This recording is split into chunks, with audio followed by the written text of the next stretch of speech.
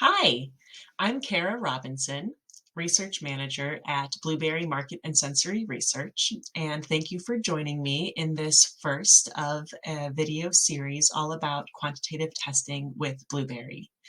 My background is in product development and sensory design, and today I'd like to review quantitative methodology at a pretty high level, give you an overview of quantitative methods.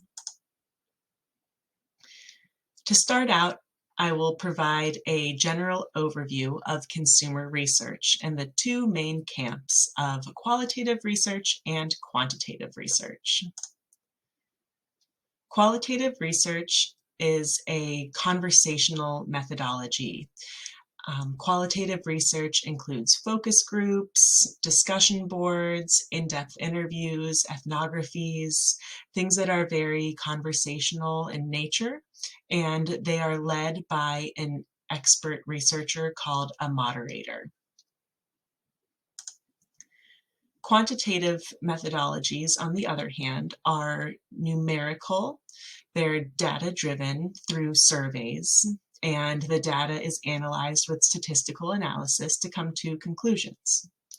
Depending on what you're studying and what your objectives are, there are some main types of quantitative methods, including web studies, CLTs, and home use tests. Qualitative and quantitative research harmonize really well together and can provide a great picture of product and proposition. These different types of research can be used at different points in development and product life. Both are equally important. But today we're focusing on quantitative testing. There are two main types of quantitative tests that can be completed with consumers: effective tests and discrimination tests. Discrimination testing is really looking for a difference. Is there a difference present between samples, or are they perceived to be the same? Typically, we use semi-trained or acuity-screened panelists. We need to know that their senses really work and that they're able to differentiate products when a difference is truly present. So these respondents are provided with a set of products and asked, are they the same or are they different? There are many different nuanced ways to ask this question. There's different methods for different product types and products that have different characteristics, such as if something's really spicy. But at the end of the day, they're answering the same question. Can people tell the difference between these two products, or do they perceive them to be pretty similar or the same? We have a semi-trained panel in our New York Metro location where we conduct our difference tests or discrimination tests for our clients. Effective testing is the other big branch of quantitative testing. People evaluate samples or concepts and answer questions about them. Carefully constructed questionnaires and scales are used to minimize bias and answer the research questions and objectives in the best way possible. There are different quant test methods to use, and I'd like to go through them and give you reasons why you might want to employ one over the other. Our three main types of quant methods are web studies, CLTs, and home use tests. Web studies can be completed by consumers on their mobile devices or their computers, and they are used when there's no physically tangible stimuli to evaluate. This could be used for concept testing, for flavor sorts, for turf analysis, which helps you achieve the optimal portfolio mix. We can complete pricing work with web studies. Images, audio, and video can all be evaluated in a web study. This includes things like packaging art, advertising, testing on-pack claims for relevance. Conjoint analysis is a really engaging and useful exercise where consumers are asked to make trade-offs of different product attributes or features. It shows which characteristics or promises are the most important, which are liked the best, and what mix of choices provide the most appealing product to the consumer. At Blueberry, we have a national database of web study participants. We can pinpoint relevant geographical locations, screen for general or specific types of people as well, but more on screening in a future episode. CLTs, or central location tests, and HUTs, or home use tests, can be used to answer many of the same objectives as each other when it comes to testing physical stimuli and actual products. And each method has different strengths and reasons why you may or may not want to use one over the other. In central location tests, consumers are recruited to a facility. Samples are uniformly prepared by staff and presented to consumers for their evaluation. Let's think about an example of a study where our client is testing hot brewed tea. So in this tea study, all of the tea samples would be steeped for the same exact amount of time, served at the same temperature, served in the same cup as each other, and the exact same amount would be served to each respondent.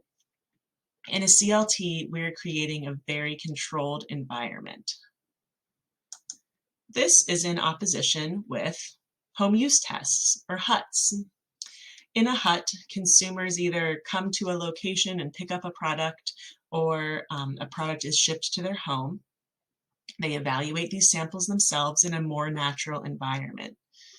When it's desired to learn more about maybe some product preparation, if the instructions provided are clear or unclear, a home use test is a great option. If we think again about our hot tea study, some people might heat their water to different temperatures, use different steep times, squeeze the tea bags more or less than others, and a lot of variation is possible in a home use test. Maybe that's something you want to keep in your study and discover consumer perceptions based on their own use behavior, rather than the prescribed and uniform sampling of a central location test. Your study objectives will dictate which method is best, and Blueberry will help you make that decision as well. To wrap up, I'll go over some common research objectives where we use quantitative methods. Product concept fit is the first one. You know you have a concept that consumers are wild about, but how well does the product support the concept? Is it meeting consumer expectations? Is it living up to the promises that the concept provides? Product optimization and improvement. If you're in prototyping stages, it helps you diagnose issues before the products reach the shelf. Or if you're finding that there are some issues with products that are already in the market, asking the right questions and performing these analyses can provide a roadmap to product optimization. Cost reduction and alienation risk. I bet your company has cost savings goals every year. Unfortunately, cost savings and product improvement do not typically go hand in hand, and consumer testing can help you determine if a cost-reduced formulation or packaging type would have an effect on product liking and potentially trickle down to purchase interest or purchase frequency. Category analysis and benchmarking is really important for brands to complete to understand how their product fits into the rest of the category, what sets it apart from its competitors, and how is it advantaged or disadvantaged to its competitors in the same set. Assessing your product's competitive fitness is important for longevity in the market, and we recommend that this exercise gets completed every 3 to 5 years. Quantitative research can help you track how your product performs as category landscapes change. It helps you identify emerging threats and really just keeps your product at the top of the heap. Finally, drivers of liking and consumer segmentation is like benchmarking 2.0. It takes this category analysis to another level by pairing the consumer data set with a descriptive analysis data set, which is basically a fingerprint of your product's identity, based on relevant information such as flavor, texture, appearance, skin feel. It gives you a blueprint of your product based on the presence or absence and intensity of every relevant attribute that your product has, or that the category has, really. Drivers of liking and consumer segmentation are identified then by advanced statistical methods that are mapped out in a visual way for simple data consumption.